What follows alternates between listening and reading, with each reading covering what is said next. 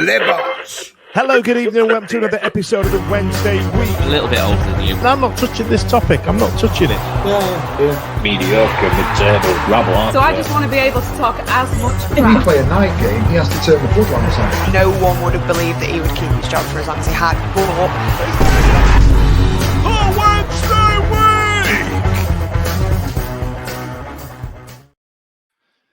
Yes, we're back. Hello, good evening, and welcome to another episode of Wednesday Week. Footballers return to S6 in Sheffield in some kind of way, shape, or form, in which 10,000 people turned up in abundance, all under the guise of Liam Palmers Testimonial, came to turn up to buy their own version of the new away kit, as sported by Holly this evening. So, that's nice, isn't it? Welcome to the show, everybody. It was great to be back at Hillsborough. Simon, how did you find the weekend? All right, let's not get into the football just yet. Yeah, it was good. Had a nice weekend. I've been on my todd all weekend, so I've done man things. I've been to the football. I've been to the football. I've been to the pub, and I've been to watch motorcycle racing. Proper man stuff. What a day! Now, What a Ash and I went to the Boozer on Friday night, and I feel like we're still probably a bit dusty now from it. How are you feeling, pal? Well, me, I'm fine, but I wasn't drinking 2.5% German beer like you were. So I don't know how you even have a hangover. I managed to catch up on Saturday, and then have the worst journey home in the history of getting from Doncaster to London. What about you, Ash? You all right? How you feeling? All good, mate. Yeah, thank you very much. Yeah, good weekend. Great to be back at Hillsborough. Loved it. It was quite good. Spicy, entertaining, testimonial friendly. Well, we'll get into that. What about you, H? Yesterday a write-off, or are you feeling better, or what? I was fine. I did man things as well, like go to the pub and the football. But I what I will say before we get into the football is that I had the worst food ever at a football match. Right, I don't want to poo-poo stuff at Hillsborough. This is the one thing, right?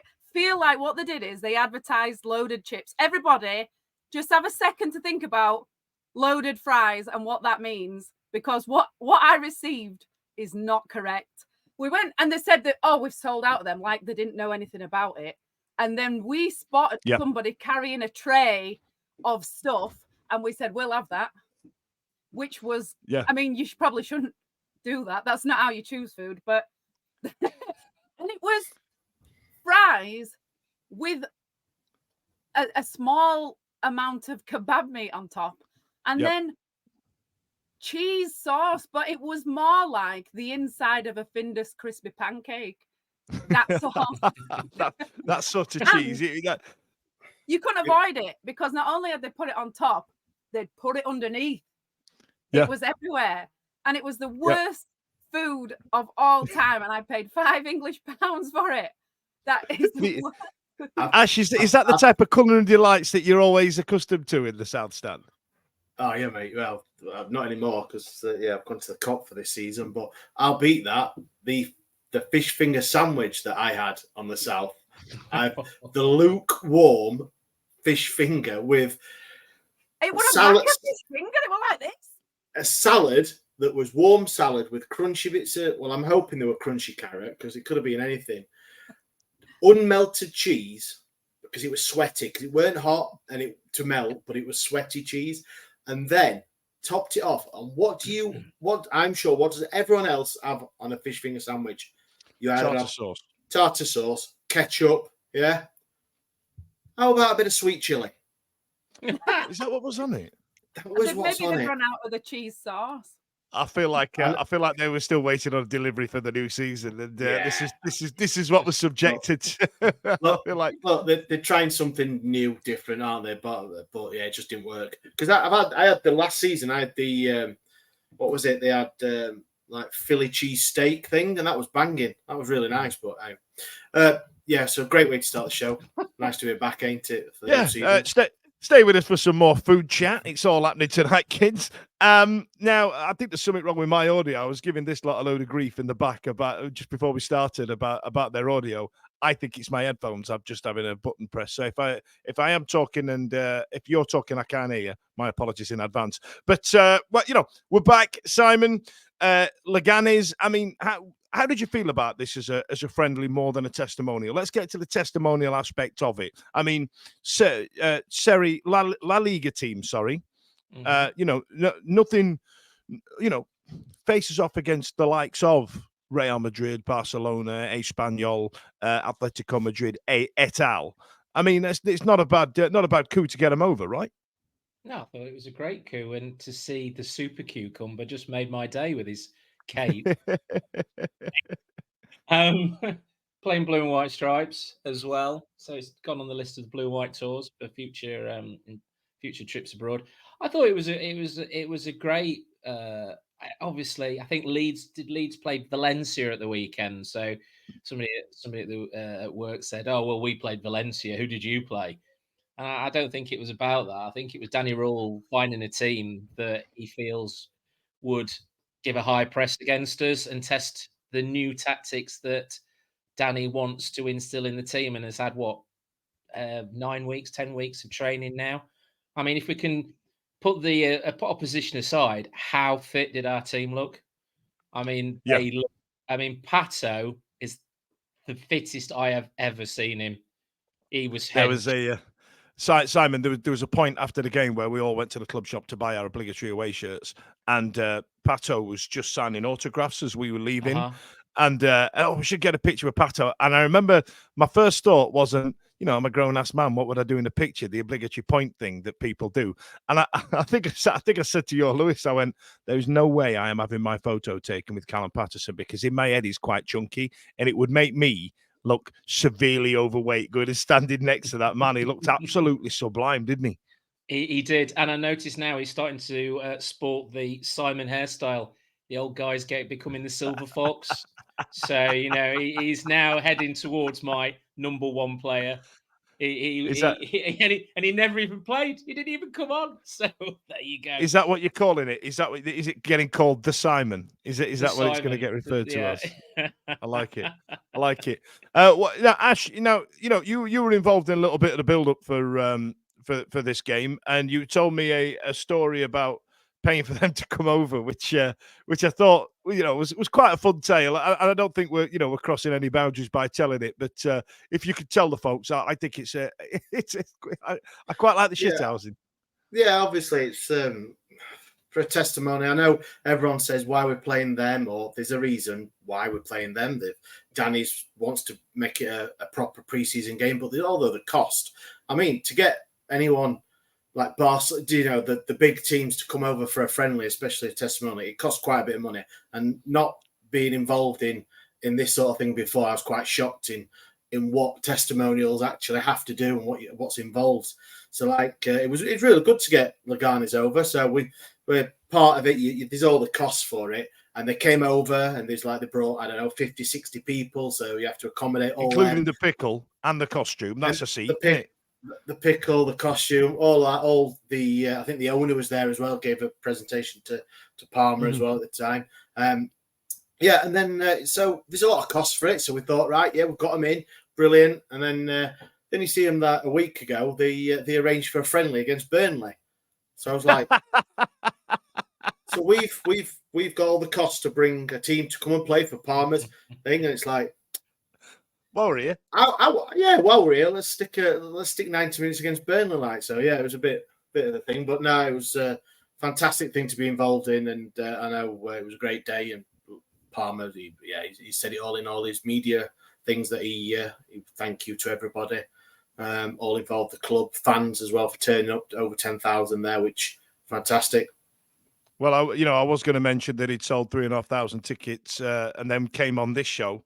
And then sold 10,000. So I'm gonna, and nothing to do with the fact that everybody wanted to watch some football. And I think it was you that mentioned last week, Holly, that the wait for football had got quite long this time round. I mean, were you happy to be back?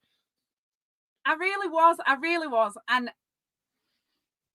I know I understand the purpose of of playing who we played and stuff, and I understand what Ash is saying about the process of how testimonials work and stuff, but I don't know if I've got it in my head differently, but I don't think that's how testimonials used to be. Didn't they used to be like previous players that have played with that person and a bit. And I don't get me wrong, the build up to it, the ex-player videos that talk to Palmer, the program looked really good from what I looked over that little girl at the side of his shoulder. That looked great. And the build up to it was great. The Palmer interviews have been great, and I really, really do think that. And the Pete McKee picture, I like that. But the game itself just had a hashtag of Palmer testimonial, didn't it? Really? But then it was Richard Wood's testimonial as well. At Donny, and they played Rotherham, and then that was the same. He got subbed after 47 minutes, and it was just a friendly. So maybe I've just got it in my head that it's more than what it actually is, and it's a week before the season. So can we expect him to be doing like a farty play against your mates game when he's an integral part of our squad? Maybe I'm expecting too much. I think a lot of people turned up for it because it was the testimonial rather than because it was a friendly. As football starved as we are, I think people turned up for Palmer, and I think a lot of people who couldn't make it wanted to sort of pay to watch it to support Palmer and show that they love him and stuff. But the actual match was very separate to the build up and the testament. I don't want to poo-poo it at all because I thought it was great. I just think he deserves a game with his pals. Yeah. It was supposed to be his testimonial. It was supposed to be in COVID year. Obviously, that got poo-pooed because of COVID. So that would have been the 10 years. And then last year, it was supposed to be last year, but all this what happened in the summer and not knowing what was happening, then obviously but everyone thinks that it'll come this year. And then it took a bit of, obviously, because Danny Roll still wanted a full-blooded friendly, still pre-season. And I think Liam Palmer did say in his thing that he didn't want that either because he's still playing. He's still a massive. Yeah. So it's still his preseason as well. I'm sure that once he does hang up his red and white, bloody hell, blue and white, Jesus, blue and white boots, then he will have a full-blown proper old boys testimonial. Oh yeah, that's not to say that I don't think that Liam Palmer. We've said this loads of times over the years of the podcast that is like the top professional. So I don't doubt that he didn't want a competitive match. But it's not about Liam Palmer. If he's missed the Sheffield Wednesday, you'll miss Sheffield Wednesday. Is that you should have an input in everything that happens. Admit it. You wanted Nuio to come on at some point, didn't you? Nobody in that stadium didn't want Nuio to come on. I think the last testimonial I went to at Hillsborough was Hursty's testimonial, I think back in 2000. And he had any since then, though. No, I don't think we had. And there was a similar crowd, about 12, 13,000, I think. And it was an all-star 11, and Ian Wright played in it, and it was just like an all-star 11 that they played against, but that was in the twilight of his career, I seem to remember.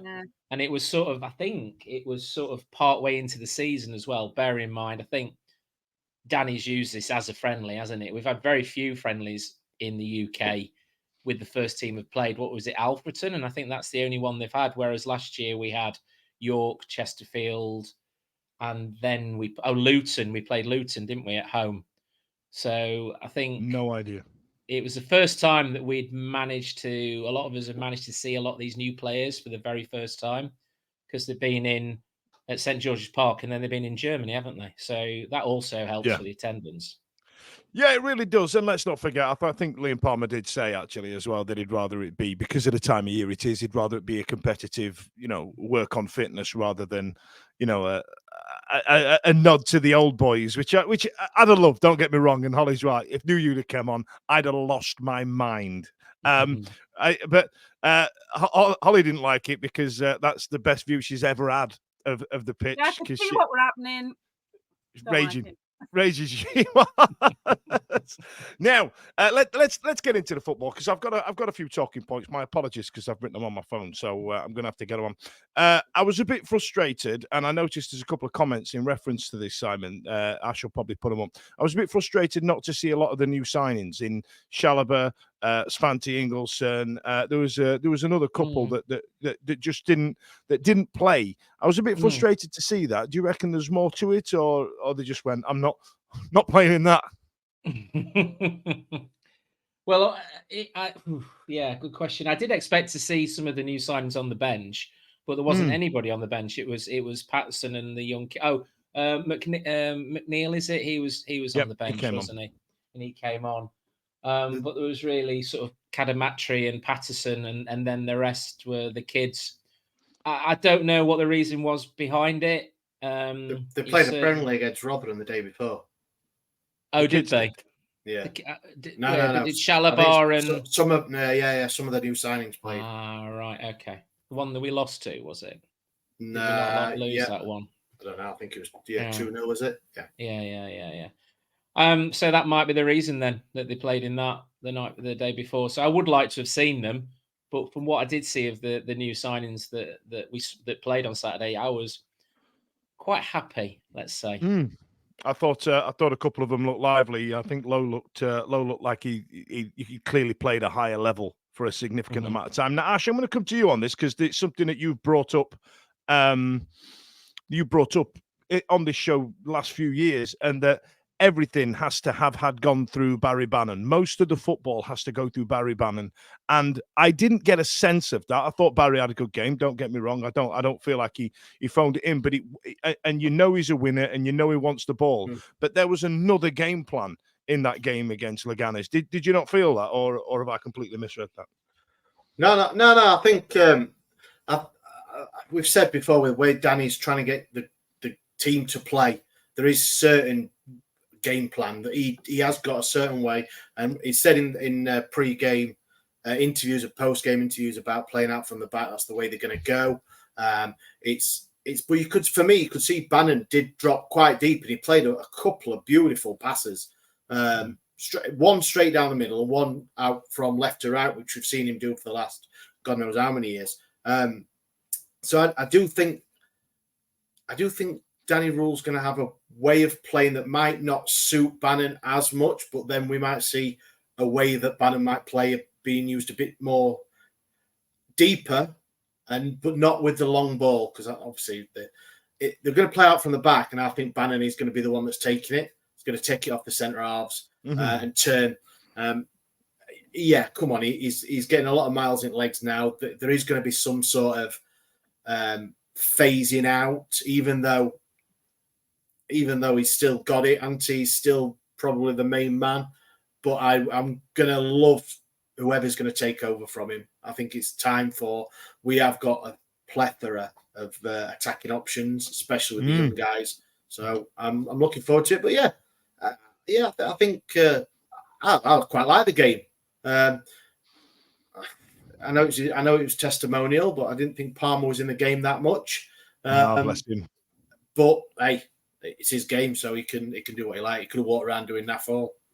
Do you know what? And I think I said this to you, H, on the day actually. Like there wasn't a lot for Palmer to do, but given the position he was playing, I think we did a job on them. They didn't really produce much in terms of opportunities and chances, and I feel that we had a big penalty shout, didn't we? And I think Masaba missed a sitter, didn't he?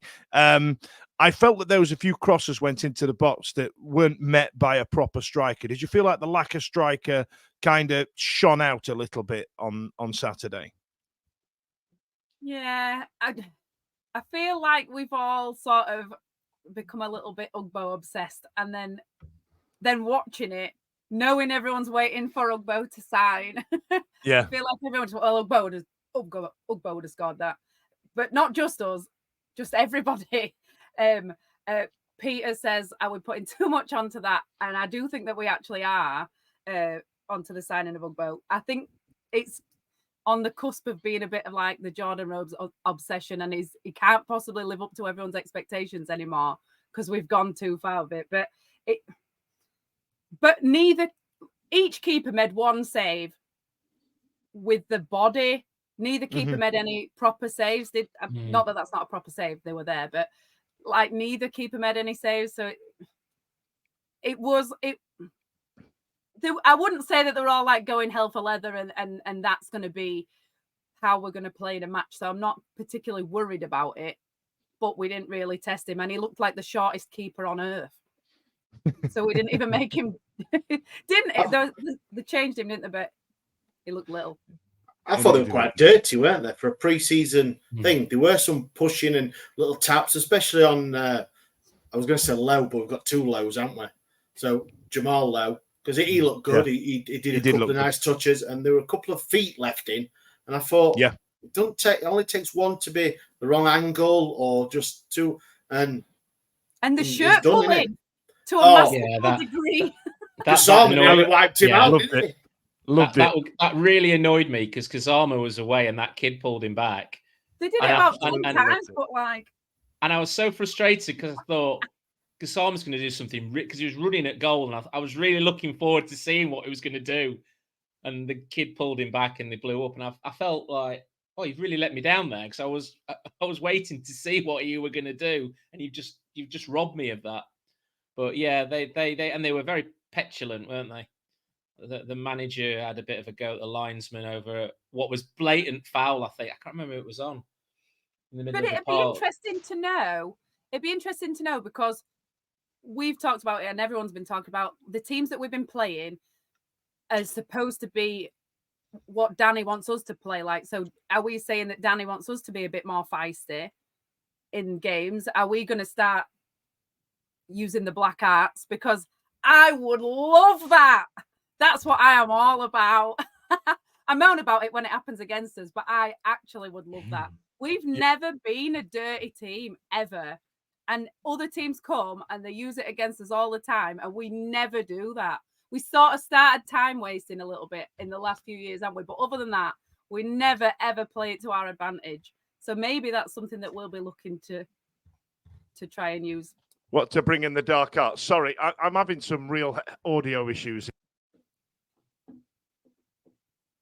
Luckily, you've muted yourself, which is what we've all been trying to do all this time. For years.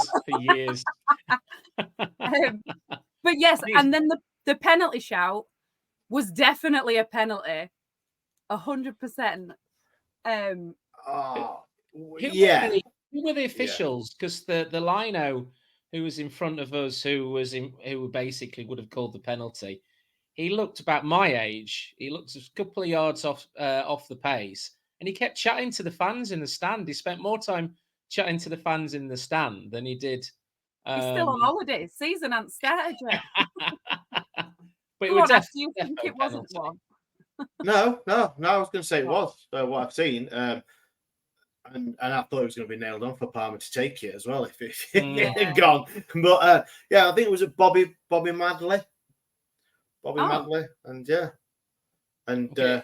And if you knew how much they bloody cost, you'd have got it right as well.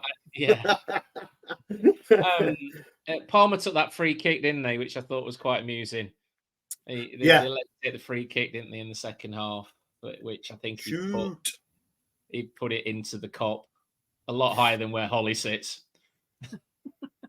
It was very little on chances, and I thought we looked really good to be honest. The only thing it didn't test the keeper as much. I know everyone. It's a friendly. It's a pre-season thing. Shoot everyone every time anyone's around the box.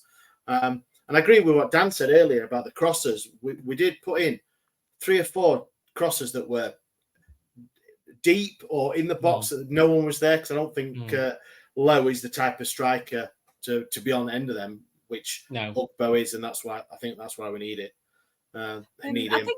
I think rather than testing the keeper, I think we were testing our keeper. And we have done in all the friendlies where we've invited them on and then still played it out and tried, even when they're right on top of us, not to hoof it and to play it. But it didn't get anywhere, did it? It didn't achieve anything. I'm not against playing it out from the back at all. Can you hear me okay, by the way? That's the first time I've spoken. Unfortunately. Yeah. But the playing it out from the back for me seemed like I like the idea of it because what it does, it brings their defenders out, and then it should open up a space behind them, right? I completely understand why they do it. But when we got boxed in, we were like, oh, well, that kind of didn't work. People have got wise to it, and they know how to defend to it. Like the strikers push forward, then the midfield goes forward, and you're like, oh God! But it's going nowhere, and that's what friendlies are for. I completely understand that, but it didn't seem to. The Spanish are used to playing out from the back, right? Yeah, well, that might. Oh, go on, sorry. No, carry on, Hall. Carry on. That might be why it didn't work, but it might work against whoever. Preston. It might work, and that comment just then about people moaning about it, that you're going to have to get used to it. And I know people moaned about Beadle last season and that mistake that he made at Leicester and stuff. He's going to make mistakes. It's going to happen.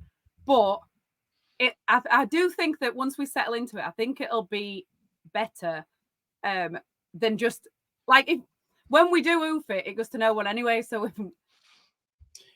I actually thought that our playing out from the back was really good on Saturday. I actually thought that he's obviously been coaching it into them since we came back. I thought Beadle looked a lot calmer on the ball. There was a couple of times where he got closed down and he picked a pass to Valerie. And I just thought we looked better. With the passing from the back, we look more confident. And obviously, you're right. We can't hoof it up front. Jamal Lowe's not a target man. I mean, I thought he was his ability to turn with the ball, like literally immediately from receiving it and then turning against the defender, is superb. I haven't seen somebody with quick feet like that for a long time up front for Wednesday. But I do really think that the playing out for back looks far better than what I saw last season, and I think he's really coached it into them. But is it different when there's no fans behind it? Well, I don't know. There was some polite clapping. Ash, I'm going to come to you on this next one, by the way. I'm having an absolute AV nightmare here now at the minute. I've got the green screen's not lighting up. I don't know what's... Oh, that's a bit better.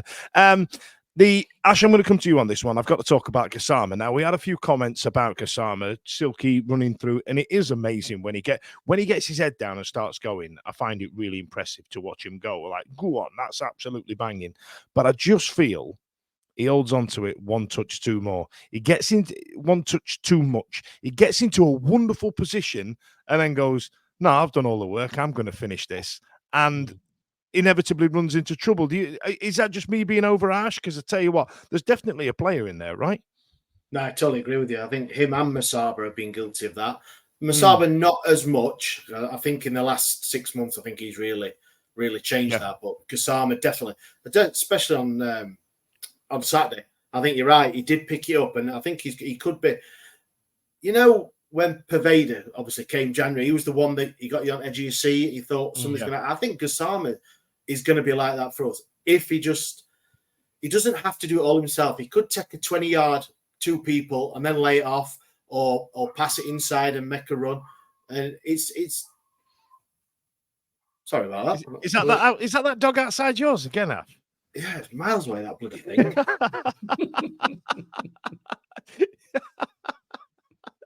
Absolutely done me. That's done me. Yeah, just to follow on from what I was trying to say, I think somebody just needs to make him realise that you can be the hero by passing it. It don't have to all be you. And I know it's easier said than done, isn't it? If you've gone past 4 people, why not try a 5th? But he does tend to run down a dark alley with a blindfold on, and when there's people in box waiting for the or in better positions, or even he could pass it and then he'd get on the end of it again, but he just don't even. It gets to a certain point on the pitch and he don't even look. Yeah, and it's always that point where he should get his head up and have a look. And you're right, you can be a hero doing a pass. You know, like if we look at Masaba doing all the work for Ugbo's goal away at Millwall, for example, he did a lot of running, and we all knew that it were him, and Ugbo just tapped it in. You can be the hero by being the supplier.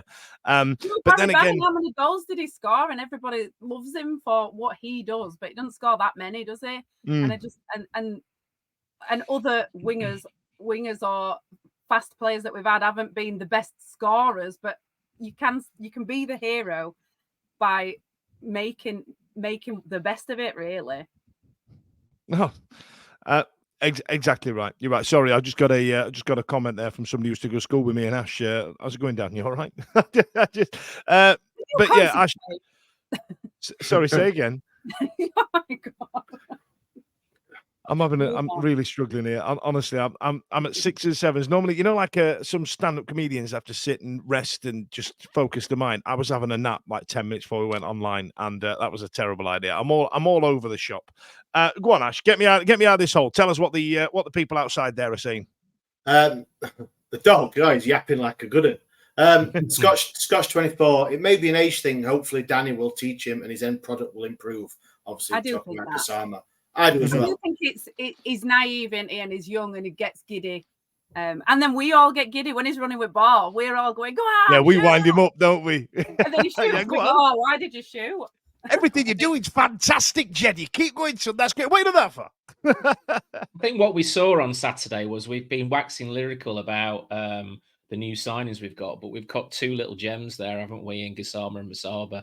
And it's now Danny's had again a preseason. I'll keep going on about this preseason and I spoke about it last week. I don't think we've ever had a preseason, not even in my memory, of something so professional and so planned than we've ever had before. St. George's and then going to Germany and looking. And again, and I'll go back to the coaching team, that it's not just Danny Rowell, it's all the guys who coach underneath him. And you listen to the interviews, and they've been worked really hard, and that will have benefited the Gassama and Masaba. And you're right, I thought they were both slightly guilty of being a little bit greedy on Saturday, but also as well, Masaba seems to have bulked up. He seems to have becoming a man now. Obviously, he's moving away from the kid sort of build. He's getting stronger. He seems to be getting stronger. And I think he's going to be a shining light this season. He was pretty good last season. Let's not forget. Yeah. So I think this season we're going to see him step up another level. I think you're right. I think there was a glaring option for a striker there, but there was definitely a lot of positives to take out of it. And the 0-0 draw against, like I say, a La Liga team ain't the worst thing to happen, because I felt, Holly, that we kept them at bay. I didn't feel under any genuine pressure, and and the fact that they had to resort to shirt pulling and resort to contentious tackles in the box and things like that. The fact that they had to resort to that, I think, is a testament to how well we played, because that was genuinely comfortable for us, right? It was, and not to get carried away, but I don't want that. I want goals. Always believe in yes. Amazing. Mad right. Ward's, okay. Mad Ward's put. We actually look like a professional club. It's a bit strange for us, Wendy's. Yeah, I'm not. I don't like it. I don't like change. Now, let's talk about the testimonial side of it. I know we touched upon it earlier on, but there were some wonderful pieces about Liam Palmer at the time, and I must admit, I came away from this entire experience, especially because he came on the show and was so good at it, and all the rest of it about coming on. It was nice that Liam Palmer did get himself a testimonial. I felt like, because of the close proximity to the start of the season, ergo a week before, having a kick around with his pals might have been a bit of a waste of time at trying to get some fitness, because it's normally when the players retire did he get one of those playing with your mates testimonials in it, which we don't do enough of. But the turnout was absolutely incredible. There was a lot more people there than what I anticipated. I wasn't mentally ready for that many people, especially the amount of people buying that shirt, Holly. I've never seen so many people in the away kit before the season started. Yeah. It's amazing. If you haven't got one, I know they're expensive, but it didn't even take that much to tip me over the edge. As soon as we went in the shop, I'm like, that's it, I'm getting it. And the shop was just full of people getting the kit. Yeah. If you are near somebody, ask them nicely, but have a feel of it. It feels great. It's all I've done. Anybody I knew with it on, just touching it. Now, I don't know if he's watching tonight, but we met Slappy Gilmore, who normally contributes to this show. Now we're talking about shirts. Slappy Gilmore had himself on one of those. It was like a Hawaiian Dan Fudge party shirt, but every now and again it had Liam Palmer's face dotted all over it, and we met him, and it was absolutely incredible. And I wanted to give him a big shout out for that. But also in terms of big shout, go on, Ash. Sorry, he sent photos through on email, so I'll tweet one out later. Oh yeah, get them up. Yeah. I absolutely love it. But also in terms of absolutely incredible, England Lioness Millie Bright commissioned a piece of artwork in secret somehow across Sheffield. Ash, do you know anything about this? Because did you know prior or anything like that? No. It's something she arranged with Park Hotel, I believe, and a local artist. And do you reckon some scumbag's going to draw all over it? Well, probably not outside the park. Maybe not. Yeah. The retribution from somebody who goes in the park, it ain't worth it, pal. Yeah. Was there an explanation? Are they friends? How do they? What? Yeah. Does anybody know any of the background for this? Because I even saw tweets about Millie Bright being a Blade. She is a Wednesday fan, but no, it was all very hush hush and everything like that, and yeah, fantastic, wasn't it? I think it was a good thing that come out of the blue. Someone videoed it and they pulled the sheet off, and you got 4 pictures of Palmer from various stages of his career. Absolutely incredible. Absolutely quality. Absolutely incredible. I thought it was a hell of a gesture. Now, we've done all that. Let's tick that off. Coming up this Sunday at 4 p.m. is Plymouth Argyle coming to S6. Now, I feel that they've been tipped by a lot of pundits to go down. A lot of people predicting the league and all the rest of it. Plymouth are in for a long season, most notably because they've got Wayne Rooney in charge and he's bloody rubbish. Simon, I'll come to you first. We're in good shape for this, aren't we? Surely, right? Yeah, I mean, the funny thing is, I've not spent a great deal of time over the season break looking at any other team apart from Wednesday. So other than the fact that I know that Rooney is their manager, Rooney, who's actually, I think, 20 years younger than me and actually looks older than me. I don't know who they signed. I know they went up last season and they brought him in. He's done a great job at Birmingham, didn't he? And his managerial career sort of, I don't actually understand how he still keeps getting jobs, but so does Frank Lampard. So there you go. I don't know what sort of pre-season they've had. I know absolutely jack shit about them, to be honest. All I know is that I'm really confident about how we're playing. Exactly. and that's it, isn't it? And Holly, you'd say the same, right? I mean, we've even got look at the shape that Callum Patterson is in. We're going to win the league. Firstly, Plymouth need to widen their Tinder search for managers because the 4 Scouse managers in a row is too many. Look somewhere else. Their location needs changing. Yeah. They're robbing Wi-Fi from a Scouse-based company that's got their servers up and they're like, yep, that one. They're nearby. It was nearby. That's what they're doing. Knowsley was near Plymouth. But when people said, would you rather England won the Euros or Wednesday did? So I would rather Wednesday beat Plymouth than England won the Euros. So I like that.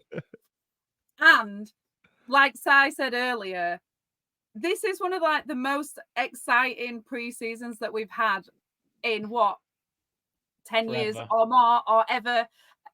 So if before we fucked it up, if we can't get excited about it, then when can we? I am going to be skipping to the ground on Sunday. I'm going to be so excited. I honestly can't see past us absolutely obliterating everybody. With the whole pre-season's been brilliant. Everybody's brilliant. The kit looks great. We should wear this orange kit every single day, even when the players are at home in bed. Danny Rule's still there. Chris Powell's still there. Everything's amazing. So I just can't see anything other than that. Ash. Follow that, mate. You know what I mean? I wanted to put some music behind that. You okay, Ash? 0-0 then. Brilliant. Danny Patrick's gone with 0-0 then. Brilliant. Lewis Jordan's going. Did you guys hear the Plymouth podcast talking about how they don't think much to our style of play under rule and we won't do well? Well, we'll ask him because I'll say, is that the one that Stevie's talking to tomorrow? Our own Stevie Spence is going to be doing a hello from the other side is back. So obviously Plymouth won, so he's going to be talking to him. So I'll drop that in the WhatsApp group, and you can have him about that. I remember when Dan, I think you interviewed him not last season before, and I can't remember. I don't know if it's the same podcast, but it was when Plymouth were ripping the league up, and we've travelled down and just couldn't get a point out of them down. And he got right chopsy about it. He got right chopsy about it, and I was on the train going to Manchester, listen to it, and I got really wound up. I got off the train in Manchester thinking I need to fight someone because he proper wound me up. What a little! I imagine he's very small and doesn't get out much from his mum's basement. He's probably about 8'3", looked like an outhouse. Yeah. It's the same guy coming on, Ben. He was on. Ben was all right. It was the one earlier on in the season. Ben, he's all right. The one earlier on in the season, the ginger fella, but he got really chopsy early doors when they were doing quite well, and we'd not won. We're going to game. Yeah, we were still under Cisco, weren't we? Yeah. The thing is, their podcast will be having the same conversation because, again, before anything's happened, you've got to get excited about it. So listen, if they're not sat there on their podcast going, I do not fancy Sheffield Wednesday this season. Like, come on, man, who wants to play them? I'm gutted. We've got the opening day against them, my barber. Get me a Cornish pasture or something or nothing. Yeah, something like that. That's what they talk about. Now, who was it posted that? That Lewis Jordan. So Lewis Jordan said, "Did you hear the Plymouth podcast?" Lewis, can you find that tweet for us and can you tag us in it? And I tell you what, I'm going to have that clip ready for Stevie tomorrow to play and go, "Is this you lot? Are you on crack?" You know what I mean? Don't do it. You're tempting fate. Yeah, because I was gonna. Now. I've changed my. Oh, no, after Holly's rousing speech, Simon, do you think? And I'm going to have to ask him. Like a bit of TalkSport radio here. Do you feel that we are mentally prepared for being a bit shit this season? Like, what if it don't work? Like, is anybody ready for that? It's. I have never felt this positive since sort of the Trevor Francis days, even the David Pleat days. I've never felt this positive, and that time we had a side that was immense, wasn't it? But then you go on TikTok and I think Gabriel Sutton and the podcast he goes on, who are your dark horses this season? Sheffield Wednesday. And I'm just sat there going, this is just going to all turn to shit, isn't it? It's like even people are saying with the dark horses, and then predicting, I reckon they'll finish in top 6. And all I'm thinking is by Christmas, we're going to be in the bottom 3 and we're going to look absolute dog shit. Nah, get on board with it. So what I'm doing, hold on, guys. Hold on to your hats, boys. Hold on to your hats, boys. What I'm actually doing is I'm thinking the worst, but knowing we're gonna tear that effing league up big style. You see. But then if he goes shit, I'll go, told you so. Yeah. Outwardly. Ash, normally, come on, you're normally the voice of reason on this. Are you mentally prepared if we're not top of the league by like Christmas? Oh yeah. I don't think we're going to be doing that good. I am secretly hoping for top 12, top half. Yeah, I think that I'd take top half. It's very rare that, obviously, very very rare you get a Ipswich that do up straight. Southampton did, I think Norwich didn't they? So you've got 3 teams there with infinitely more money than us. Ipswich have split. So I'm being a bit cautious. Oh, of course, I'd love it if we piss it every week and we're playing some lovely stuff and all that. Of course we are, but yeah, it's not. I don't think it's going to happen. I just don't think we're mentally ready for it, though. I think that there's such a feel-good factor around the club right now that I think as a fan, if you try and put your allegiances aside and look at the league, I don't think that there's the teams other than probably Leeds, Burnley maybe, that are going to walk it this season.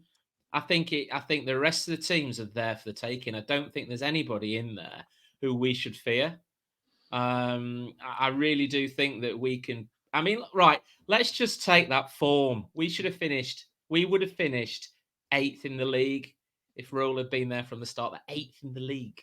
Which, to be honest, after getting into the playoffs, anything lower than 8, then we fucked it. Like, anything lower than 8 is a failure. What's that there?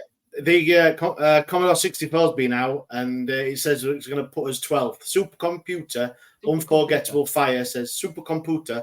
It puts us 12th. I'll take that. 12th. I'll take that. I would. That's 12. Because to finish 12th, we might lose 3 on the trot, and you don't want people's heads to go. And of course, they will after we lose 1. But yeah. No. Ollie's not having it. Don't say what when it all goes wrong. What about when it all goes right? What we could do with is a mid top half table, but some of the young players we've got absolutely playing mental, Kusama Masaba, and then somebody coming in at the end of the season offering 20 million each for them, because that will then allow us to build the next season with better players. Side-selling offers star assets already. Yeah, but this is the thing. We've not done that before. And if we do well, then we have to start looking at these players and saying, Coventry City did it, didn't they? And look how they've slowly grown into what is a playoff team every year. Who'd have thought? They were playing at Sixfields, 5-6 years ago, and Birmingham City's ground, St Andrews, because they hadn't got anything. They didn't have a pot to piss in. And then they develop these young players, sell them for millions. Look where they are now. And we've got to play them again. In the same league as us, didn't they? So well, they did, but they nearly ended up going out of business. So now, Lost Boys just put a comment up there, right? And he says, "Yeah, but Chancellor would just pocket the 40 million." Now, I'm at the risk of taking the tone down just a little bit. Now, Ash, you're the pragmatic one. I'm going to come to you on this.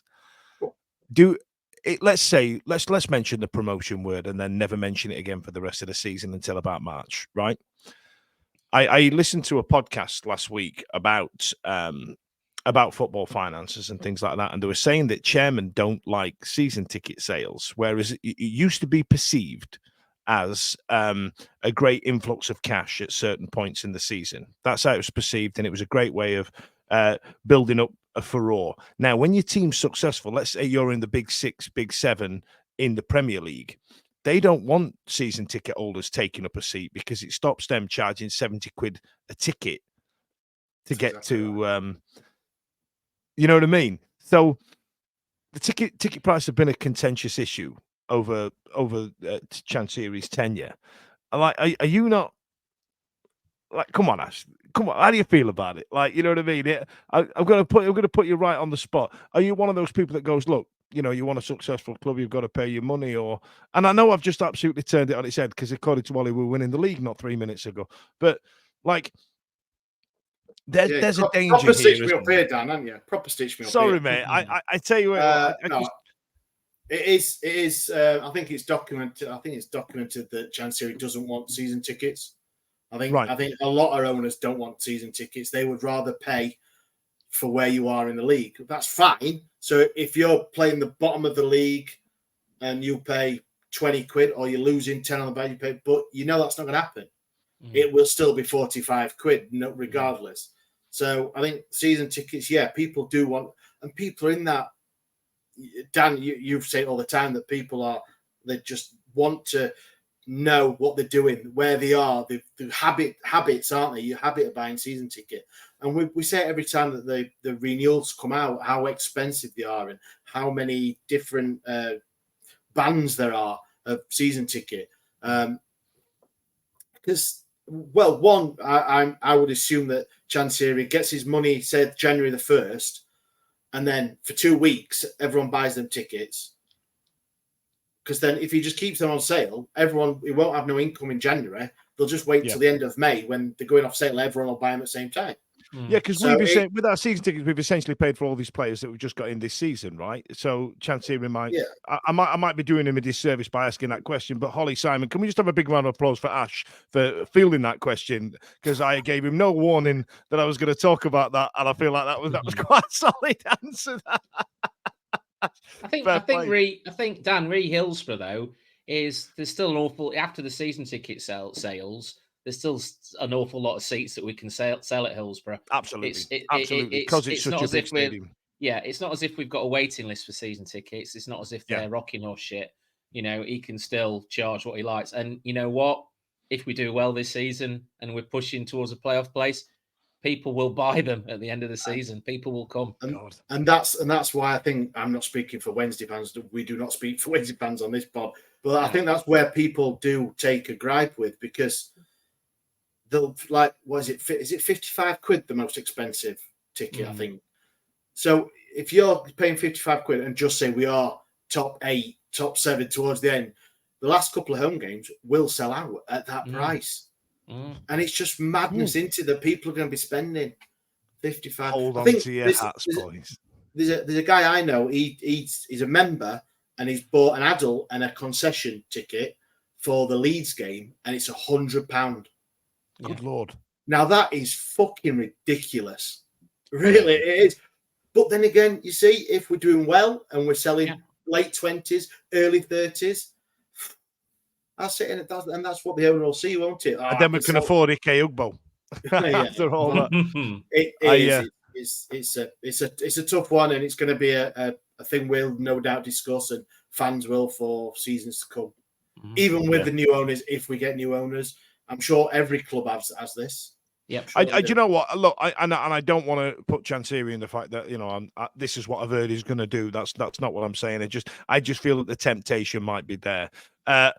Holly, get me out of this hole quick. Have you got any other business that you want to speak about? Because we've got Fantasy League that we're doing. Have you got anything you'd like to add? Anything you'd like to bring up? Or do you want to do another rousing speech? No, I don't have anything to say at all. The women's supporters group had the breaking news. Breaking news. Go on, tell us about the Women's Supporters Day, because that happened last week, and I don't think we've recorded since then, have we? No, it was last Wednesday. It was really good. They recapped all the stuff they've been doing. So they worked with charity partners, Mums in Need, and the Bradley Lowry Foundation, and a few others.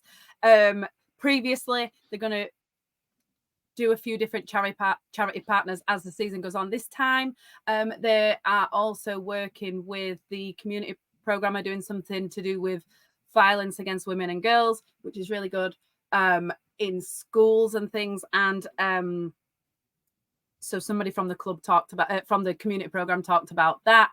The lady from the club, I can't remember her name, I think it might be Fiona, who is the diversity and inclusion officer. And that is definitely not the name for it, but she did tell us, and she's available in the corner of the right hand side of the COP every game. So if you have any issues, you can speak to her or use the text number that will be so to report any incidents. It'll be on the season tickets. I think it's in the program. It's going to be on the scoreboard throughout the games as well, I think, and going around the pitch side. So if you have any incidents that you want to report, I think that's quite a good thing, because she talked a little bit about that and about how every text that gets sent to that number, whilst it's anonymous, it gets read by somebody, and incidents have to be reported to the EFL. So it's not like it goes somewhere and someone reads it and then delete it and like nothing happens. So she talked about how they follow that stuff up, and how she talked about specific examples that they had brought to a conclusion, which was quite good.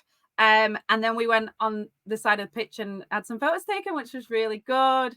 They are online on X and on Instagram if you want to see them. But yeah, it was just good. They recently reached 400 members, which is really great. And it was good to have everybody, or a lot of people in the same room as well, which is quite nice. Come up with some new stuff.